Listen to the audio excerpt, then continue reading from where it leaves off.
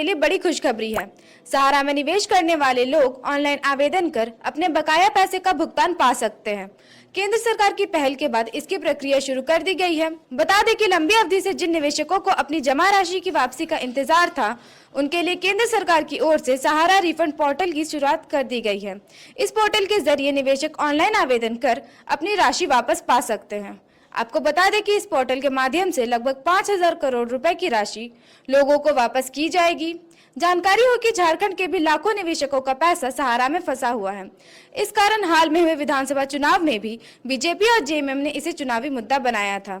आइए आपको बताते हैं कि सहारा से जुड़ा मामला आखिर क्या है। सहारा इंडिया एक प्रमुख वित्तीय सेवा समूह है। इसकी शुरुआत साल 1978 में हुई थी, जिसमें वर्षों तक विभिन्न योजनाओं के तहत लोगों ने अपने पैसे जमा किए थे। बता दें कि सहारा स्कैम मुख्य रूप से सहारा ग्रुप की दो कंपनियों Sahara India real estate corporation limited SIRECL और Sahara housing investment corporation limited SHICL से जुड़ा हुआ है। इसकी शुरुआत 30 सितंबर 2009 से हुई, जिसमें सहारा ग्रुप की एक कंपनी सहारा प्राइम सिटी ने अपने IPO के लिए सेबी में आवेदन दाखिल किया था। इस आवेदन को DRHP भी कहा जाता है, जिसमें कंपनी से जुड़ी सारी अहम जानकारियां होती हैं। जब सेबी ने इस DRHP को ध्यान से पढ़ा तो पाया कि सहारा ग्रुप की दो कंपनियों की पैसा जुटाने की प्रक्रिया में कुछ गलतियां हैं। इसी बीच 25 दिसंबर 2009 और 4 जनवरी 2010 को सेबी के पास सहारा के खिलाफ दो शिकायतें आई। इनमें कहा गया कि कंपनियां वैकल्पिक पूर्ण परिवर्तनीय डिवेंचर OFCD जारी कर रही है और गलत तरीके से धन जुटा रही है।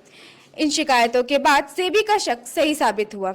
इसके बाद सेबी ने इन दोनों कंपनियों की जांच करना शुरू कर दी। इसमें पाया गया कि SIRECL और HICL ने OFCD के जरिए 2 से 2.5 करोड़ निवेशकों के करीब 24,000 करोड़ रुपए जुटाए हैं।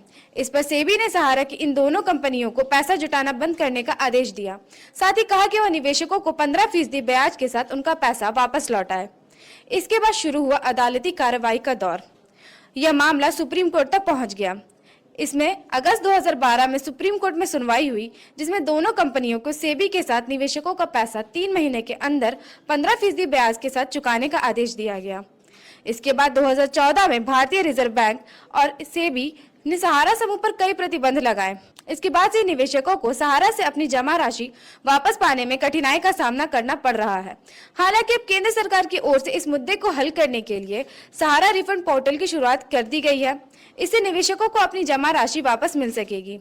आपको बता दें कि यह पोर्टल विशेष रूप से उन निवेशकों के लिए बनाया गया है जिन्होंने सहारा इंडिया में अपनी मेहनत की कमाई जमा की थी, लेकिन उन्हें रिटर्न के समय पर पैसा नहीं मिल पाया था। आपको बता दें कि झारखंड के करीब 2.5 से 3 लाख लोगों के लगभग 2500 करोड़ रुपए सहारा में फंसे हुए हैं। ऐसे में इन लोगों को अब बड़ी राहत मिली है। केंद्र सरकार के ऑनलाइन पोर्टल वाली पहल से इन लोगों की गाढ़ी जमा की हुई कमाई अब इन्हें वापस मिल जाएगी। आपको जानकारी होगी कि सहारा इंडिया के संस्थापक सुब्रत रॉय को सर्वोच्च न्यायालय के आदेश पर जेल भी भेजा गया था। हालांकि 14 नवंबर 2023 को कार्डियक अरेस्ट आने के कारण उनकी मौत हो गई थी। अब यह देखना होगा कि केंद्र सरकार की यह पहल कितनी सफल होती है।